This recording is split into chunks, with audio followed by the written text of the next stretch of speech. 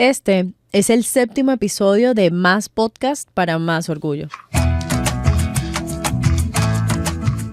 A lo largo de esta temporada hemos caminado territorios, habitado cuerpos, desenterrado memorias que insisten en no callarse.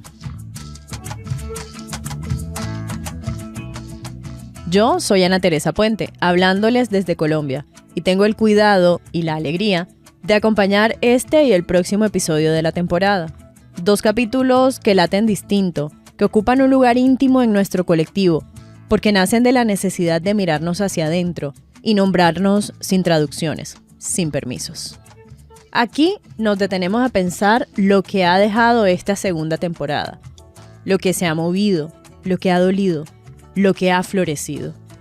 Nombramos desde la voz propia, desde las vivencias de las comadres del comité, las marcas que las políticas migratorias del norte global inscriben sobre nuestros cuerpos, nuestros territorios y nuestras formas de existir.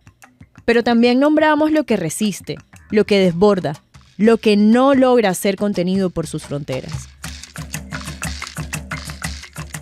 Quiero abrir este espacio saludando y agradeciendo a las comadres que lo hacen posible.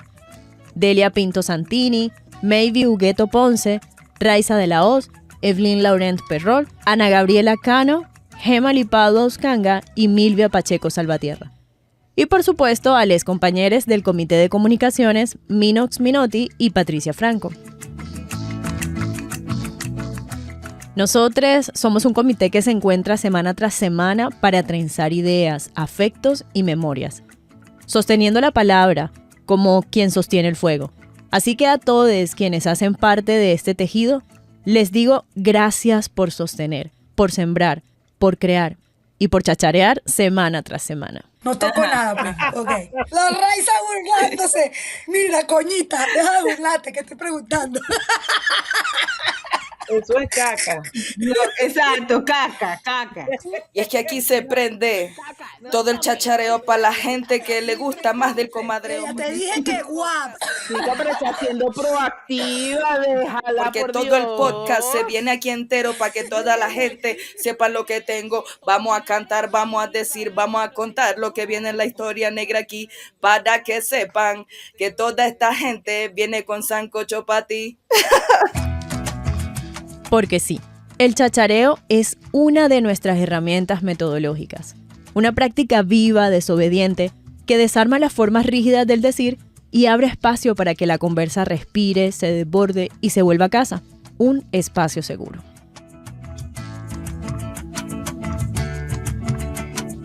Esta serie nos conmovió de muchas formas, por las injusticias que atraviesan la migración, pero también por la fuerza y la creatividad de la diáspora para tejer salidas colectivas, al calor del sancocho, del fandango, de la fiesta, que nos devuelven a la raíz. Nos tocó, además por su urgencia, por cómo estas heridas siguen abiertas en el mundo, especialmente en los últimos meses del año 2025 y los primeros meses que corren de este 2026. Por eso, las comadres volvimos a la pregunta: ¿cómo sentimos y pensamos que las reflexiones sobre la migración que tuvimos en esta temporada nos cruzan, nos atraviesan en estos momentos de conmoción en cada una de las regiones que habitamos? La primera en salir a la pista a bailar sola y soltar lo que resonaba en su pecho y garganta fue Milvia Pacheco Salvatierra.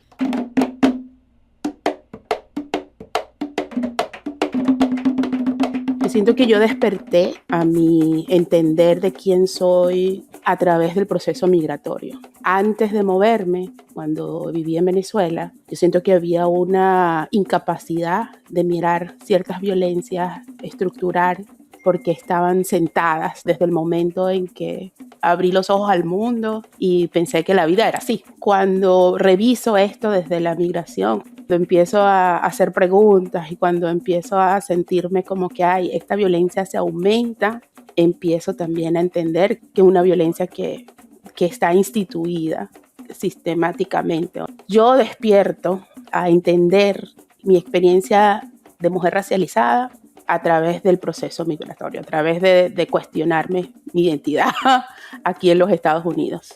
yo siento que una de las primeras cosas que me sucede a mí en espacio migratorio es esa posibilidad de despertar a eso en diáspora, a ese entendimiento de mi negritud en diáspora.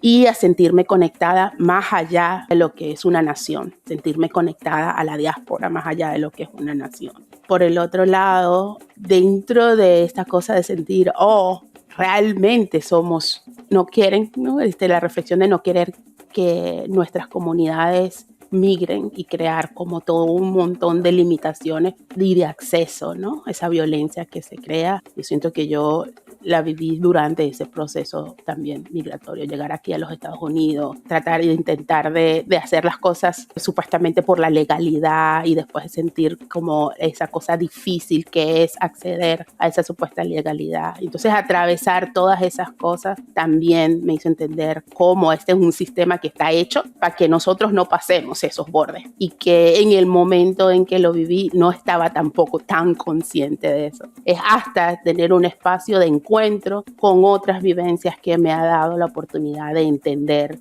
esa violencia sistémica. Las respuestas no llegan solo desde la teoría, llegan desde la reflexión y la experiencia. Después estando aquí, ahora moviéndome como en el momento, un momento más presente con este panorama geopolítico donde estás, donde hay estoy viviendo en los Estados Unidos y hay un presidente que bombardea la nación en donde crecí, un presidente que empieza a generar políticas para presionar, para aniquilar procesos que están sucediendo en Venezuela. Me genera un sentido de mucha como incomodidad para tener conversaciones, inclusive con gente de Venezuela que vive aquí en los Estados Unidos y que celebraban de alguna manera el bombardeo a Venezuela, ¿no?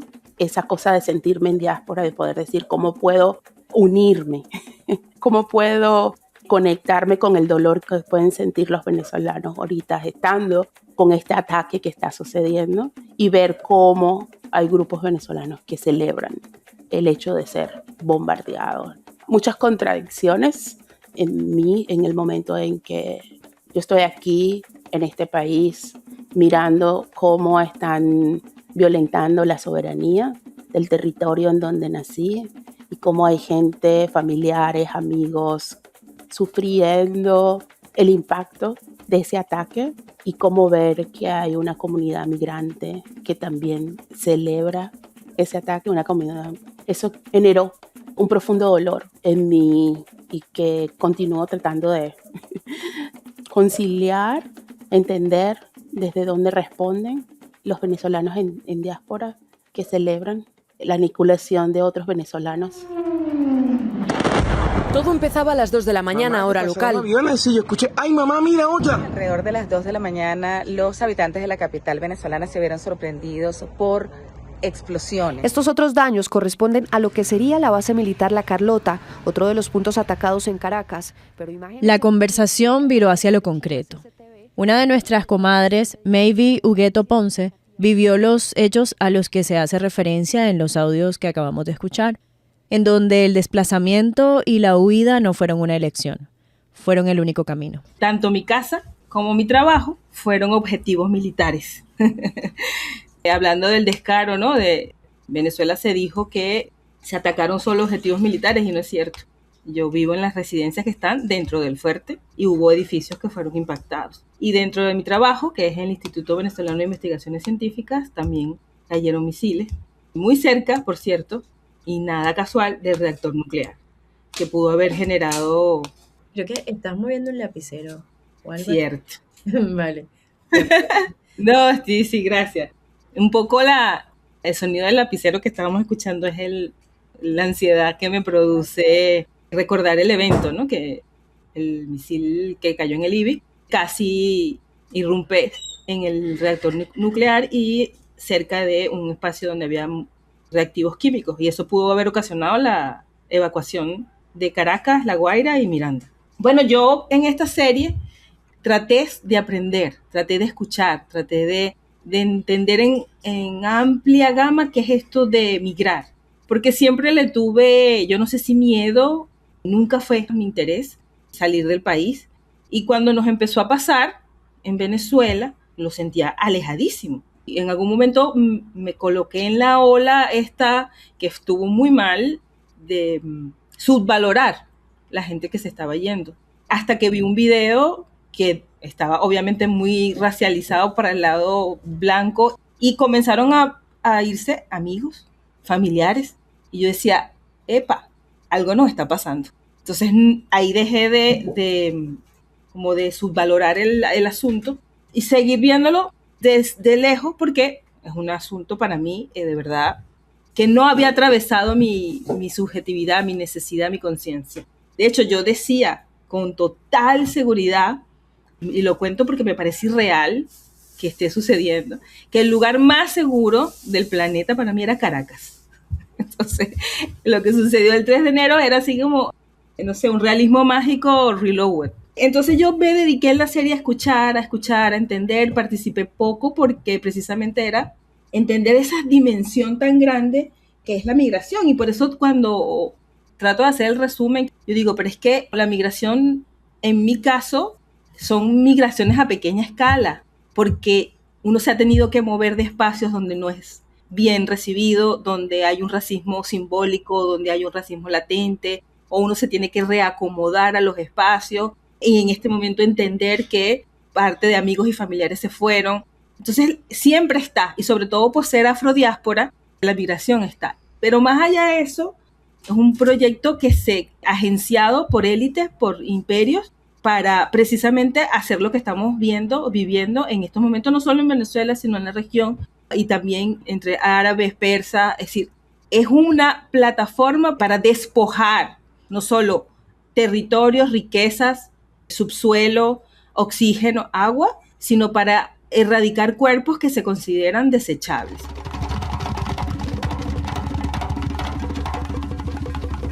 Cuando pasa de ese micro tan subjetivo que reflexionaba como aprendí en la serie, pasaba por estas escalas más grandes que son migraciones nacionales o estos asuntos transoceánicos, a esta gran escala donde se vuelve a activar la doctrina Monroe, se reactiva la memoria colonial y volvemos a hacer una plantación. Se desdibuja, por supuesto, todo esto y se da esto que decía Milvia, ¿no? Este despertar, esto de mirar más cerca.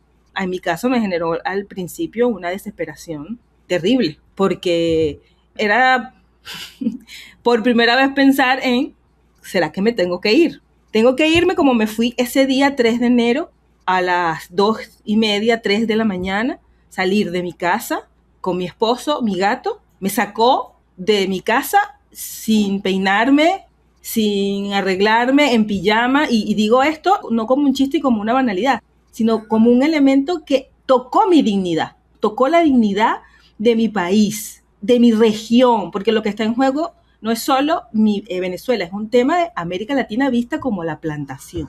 Entonces, esa migración de mi casa a la casa de mi madre, que tuve que caminar más o menos 4 horas para llegar, para sentirme a gusto y para ver a mi hijo, ver a mi mamá y resguardarnos, yo decía, esto no está pasando. Entonces, por eso digo, es una empresa, es una estructura maquiavélica que funciona a distintos niveles y que nos está, o sea, es una constante en América Latina, más bien el que nos reacomodemos de la forma como nos hemos reacomodado. Por eso digo que ahora lo veo de forma distinta. Es una manera bien interesante de ver cómo nosotros como diáspora hemos reexistido cada vez que tenemos que reinventar la posibilidad de movernos, porque nuestros cuerpos, nuestras vidas, nuestros territorios están en riesgo. Esos días me acordé del Chorrillo, como le pasó a Panamá. Yo decía, llegó el 31 y no lo hicieron, porque además que todos estábamos claros que toda esa infraestructura militar en el Caribe desde septiembre para acá era real que nos iban a bombardear. O sea, era obvio. Una cosa es pensarlo, ¿no? Razonarlo.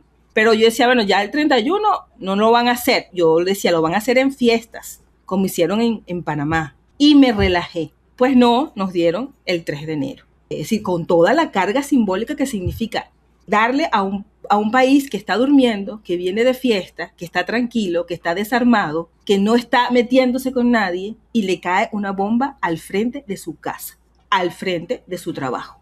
O sea, yo no puedo escuchar un helicóptero en este momento. Bueno, ya estoy mejor, con ayuda de mis amigos, colegas, con apoyo psicológico y psiquiátrico. Pero como toda la región ha estado impactada por la violencia a los cuerpos y la negación hasta la aniquilación.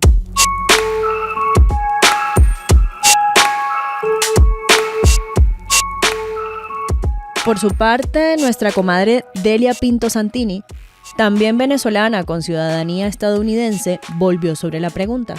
¿Cómo nos atraviesan hoy estas reflexiones sobre la migración en medio de la conmoción de los territorios que habitamos? Yo llevo viviendo en este país y en la misma ciudad por 25 años ya. Y cuando vine aquí vine a estudiar. No me vi migrante. Después de 10 años, cuando yo traté de volver a Venezuela, porque no quise volver. Yo estaba casada con una persona que tenía ciudadanía y yo no quise ni siquiera hacer la ciudadanía por rebelde, que yo necesitaba esto.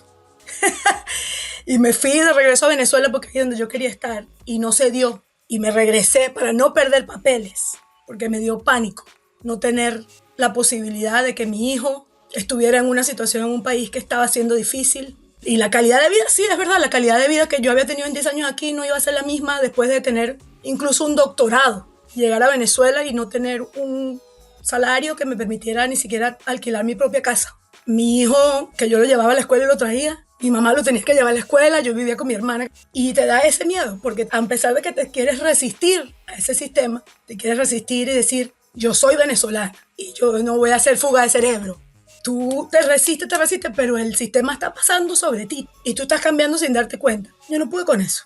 Yo me regresé aquí y ahí fue cuando yo me empecé a sentir migrante, porque yo llegué sin papeles, de hecho. Se habían expirado mis papeles, yo no tenía cómo trabajar.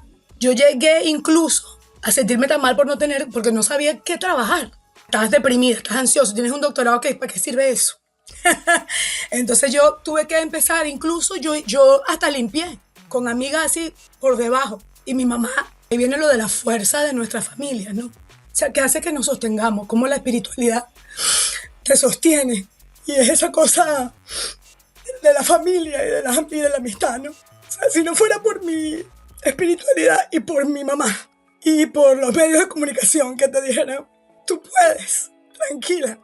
Y que se burlara y se riera y dijera, bueno, eres como es que me decía, Cenicienta de 4º nivel. Entonces tú empiezas a entender ciertas cosas también, porque, o sea, yo agradezco mucho eso.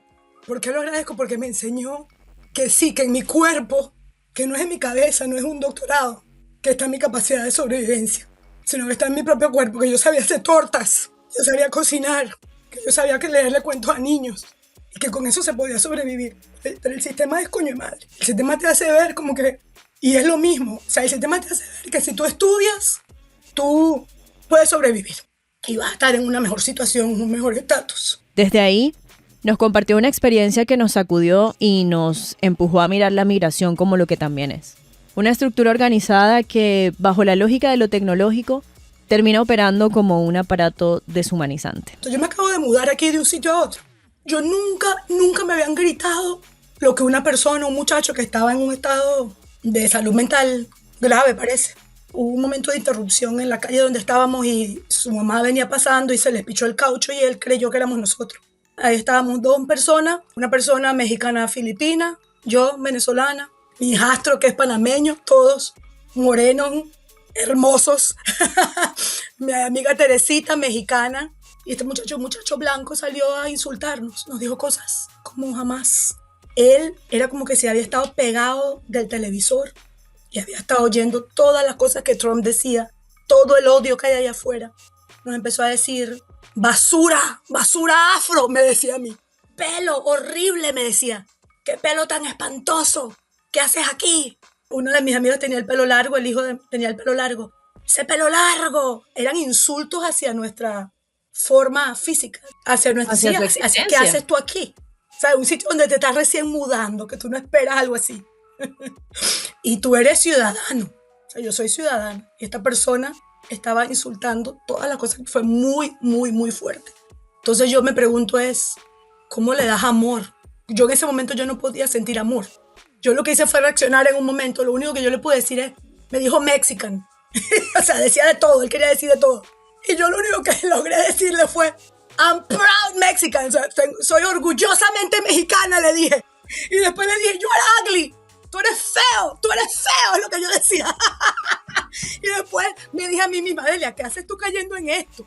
Yo misma me dije a mí misma, Delia, cállate, respira, y todos los demás respirando. Y yo, En este punto de la narración, la pista dejó de ser un lugar para un solo cuerpo. La comadre Delia ya no bailaba sola. Otras voces, atravesadas por la indignación y la dignidad, irrumpieron en el centro, como un coro que no pide permiso. yo no Oye, podía. Delia, yo no entiendo cómo ustedes responden en inglés. Nena, yo me desboco.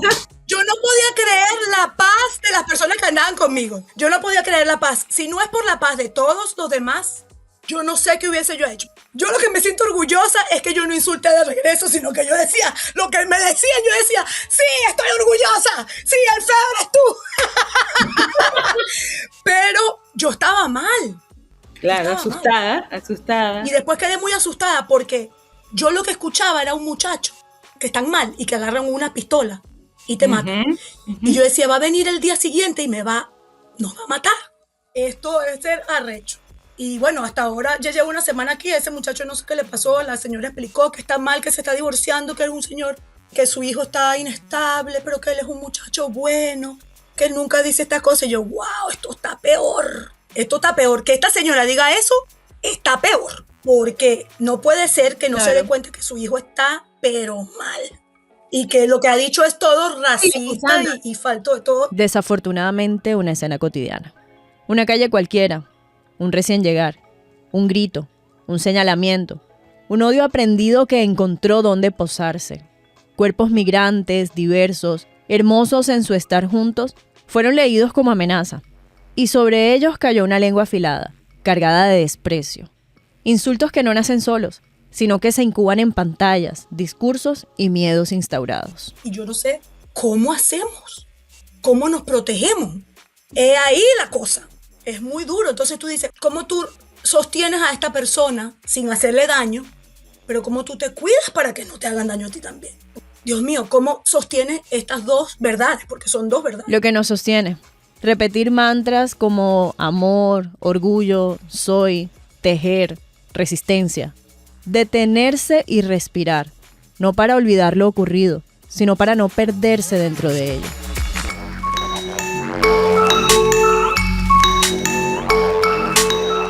Desde Ecuador, territorio herido por la militarización desmedida, la inseguridad, la crisis energética y las disputas por la tierra, un país donde los relatos oficiales insisten en nombrar una guerra contra el terrorismo, mientras otras verdades se empujan al margen.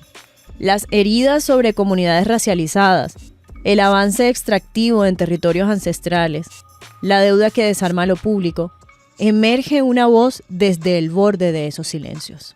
Porque la migración no solo cruza fronteras, también se mueve por dentro. Se desplaza del barrio a la ciudad, de la ciudad a la provincia. Habita lo cotidiano, lo cercano, lo que a veces no se nombra. Y en ese tránsito nos acompaña la rabia, pero también la posibilidad de transformarla en compasión y en solidaridad. Desde ese lugar de tensión, de movimiento y de cuidado, Ana Gabriela Cano, nuestra comadre Black Mama, nos compartió su respuesta. A mí cada semana me toca reaprender lo que es ser una migrante interna en este país. Cada semana sale un código nuevo, cada semana tengo que aprender una nueva manera de gestionar mi rabia, porque las mujeres negras no tenemos permitido vivir la rabia pública, porque la rabia pública significa escarnio, la rabia pública significa violencia contra las otras mujeres, la rabia pública significa el que uno no se está haciendo cargo o agenciando su propia sentimentalidad. Y cuando se es artista, por lo menos aquí en mi ciudad, no en mi ciudad, yo no pertenezco a esta ciudad, mi ciudad es Esmeraldas. Y en la ciudad en la que estoy viviendo es como, primero entender cómo la gente, cada vez que se entera que soy esmeraldeña, necesita repetirme algo que creen que yo no sé. Ay, pero qué violento que está Esmeraldas, ¿no? Ay, no, pero es que Esmeraldas ahorita sí, increíble todo lo que está pasando allá. Y es como, claro, obviamente, yo que soy esmeraldeña no tengo idea y necesito que tú, que no tienes ni la más mínima idea de lo que está pasando en mi provincia, me lo repitas justo antes de pararme en la tarima, justo antes de abrir la boca con un micrófono y decir, hola, sí, estamos felices porque ustedes vienen a disfrutar y a beber y a bailar mientras yo vengo a trabajar. Mientras yo vengo a hacer el pan para mis hijos, mientras yo vengo a tener que poner una sonrisa de oreja a oreja, a pesar de que la ciudad anímicamente me está matando. Es súper fuerte porque este fin de semana que pasó fue mi primera vez cantando con una orquesta de salsa y yo estaba súper feliz, súper contenta porque para mí la salsa es memoria cordal, es lo que me lleva a mi tierra, lo que me lleva a mi abuela. Exacto, entonces para mí el tener la opción de ir a este lugar que es muy conocido, una salsoteca muy conocida acá, que me buscaran y me dijeran queremos que cantes temas de Celia Cruz y bla, bla, bla, y poder hacerlo con una orquesta, para mí fue como súper grande. Pero llegar allá y darme cuenta de que a pesar de que es un sitio de mucha afluencia migrante, esto es sierra y acá la gente salsera quiteña es muy poca. Entonces, en esta salsoteca tú ves cubanos, colombianos, esmeraldeños, guayaquileños, gente de Puerto Rico, de muchísimos lados porque van a bailar salsa, van a vivir la salsa. Pero resulta que como soy una mujer, soy esmeraldeña y nadie tiene idea de quién soy yo. Primero me dijeron, ay, yo no pensé que tú cantabas. Mira, nos sorprendiste. Después de eso, comentarios sobre mi pelo. Tú sí eres negra, porque ese pelo como que te pinta algo de negro. Después de eso, ay, oye, pero yo no pensé que tú podías poner ese set de salsa, porque hasta donde yo sé, las mujeres no tienen mucha noción de cómo se mezcla salsa. Y esto ni siquiera fue por parte de gente quiteña, fue gente migrante que me decían, no, es que en mi país se consume de tal manera, entonces yo estoy esperando eso. Y cuando se toparon con algo diferente, a lo que no le pudieron hacer desagrado, se pusieron a medir con una vara absolutamente todo lo que yo hacía, inclusive el DJ del lugar, el DJ de planta, se paró al lado mío a ver cómo yo mezclaba, para decirme, no, sí, lo estás haciendo bien. Claro, la verificación ahí. Hay que demostrar todo el tiempo. De querer Exacto, y aprobar. luego el comentario de, ay, tú qué chusca con tu pelito, ¿no? La salsa, lengua migrante nacida del desarraigo, nos hizo familia entre fronteras inciertas. Bailamos para resistir lo que nos quitan, mientras la vida se sostiene entre visas frágiles y mesas vacías. Y aún así, en medio del miedo, la música nos devuelve el abrazo que no pueden expulsar. Lo doloroso de entender cómo un lenguaje migrante, como es la salsa junta el Latin jazz que fue creado en Estados Unidos, las vivencias de los cuerpos racializados en los barrios, sea en Cuba, sea en Colombia, sea aquí mismo en el Ecuador, porque Ecuador también tiene su propia salsa. El entender todo esto y darme cuenta que habían unos códigos que yo totalmente no conocía. Y aparte de esto, fui con una de mis mejores amigas, que es una muy buena amiga cubana. Hemos estado durísimo bregando por su visa, porque de inicio, o sea, ella entiende que la situación de Cuba está demasiado compleja y ayuda mucho más estando fuera que volviendo. Entonces, una vez que empezamos a tratar de solucionar su situación migratoria y hacer un montón de cosas para que luego el presidente del Ecuador expulse la embajada cubana y los declare personas no gratas en el Ecuador. Y mientras todo eso está sucediendo, mi amiga cubana está ahí al pie de la tarima, sosteniéndome hasta el fondo y diciendo, hermana, esto es salsa y la salsa nos une, la salsa nos hizo hermanas. Y aquí estoy contigo. Y entender que ella, a pesar de este trago agridulce de que consiguió su visa, pero no sabemos qué va a pasar esta semana con sus papeles, y que me diga, loca, si yo me tengo que ir de este país en 3 días, me voy sabiendo que yo aquí hice familia con la música, hice familia con un patacón oportuno en la mañana, hice familia con un café de madrugada muy oportuno, con esas conversaciones súper duras que no se pueden hacer con gente que no sabe lo que es tener que salir a bregar para llegar a tener muy poquito. Entonces, el entender que a pesar de que yo me he estado sintiendo destruida, ella ha estado ahí levantando, yo llevándola a las fiestas para empezar a meter el reparto cubano al baile quiteño y lográndolo y viendo cómo toda la gente se empieza a volver loca y a decirme, ¿esto qué es? Y decirles, es reparto cubano. Y lo que hizo el presidente para separar, que la gente lo haga para volverlo a unir. que la gente vuelva a bailar las penas, que la gente vuelva a bailar las alegrías y que se pueda resistir desde el baile porque es lo único que no nos logran quitar.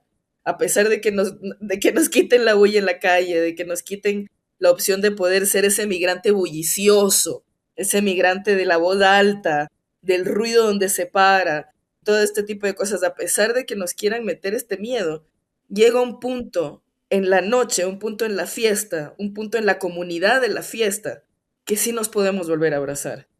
Y darme cuenta que todo el mundo quiere bailar con mi música, pero al final de la madrugada, yo sigo llegando a la casa una refri vacía. Al final de la madrugada, yo sigo entrando a mi casa con el miedo y con la sensación de pude entrar entera con mis equipos. No me los robaron. Hoy no me los quitaron. Es horrible porque la gente piensa que como uno es artista, uno tiene que mantener una sonrisa oreja a oreja para poder ayudar a que la gente gestione esas sensaciones, esas emociones que necesita ir a descargar en la pista de baile. Pero sin embargo, al final de la noche, al final de la madrugada, después de que todo el mundo bailó, después de que todo el mundo vibró, después de que todo el mundo gozó, yo sigo regresando con mi amiga cubana a ver cómo sorteamos lo que no hay en la refri. Y nos vamos a dormir esa madrugada, como sea, con la barriga llena, viendo cómo resolvemos al siguiente día. Como les decía, un sistema que oprime, que vacía territorio, que busca reducir a las personas a un único estatus migratorio. Pero como vimos, la migración también es creatividad, tambor, collar, tabaco, recordar a las abuelas para encuadrar sus memorias y reafirmar quiénes somos. Definitivamente, esta fue una temporada en la que entendimos que para migrar no se necesita cruzar fronteras. Este episodio no busca cerrar la conversación, así que nos escuchamos en el episodio de cierre, en el capítulo 8. Te invitamos a visitar el canal de YouTube de Más Conversaciones para Más Orgullo y acercarte aún más a estas voces que desdibujan las fronteras impuestas. Somos Más Podcast para Más Orgullo.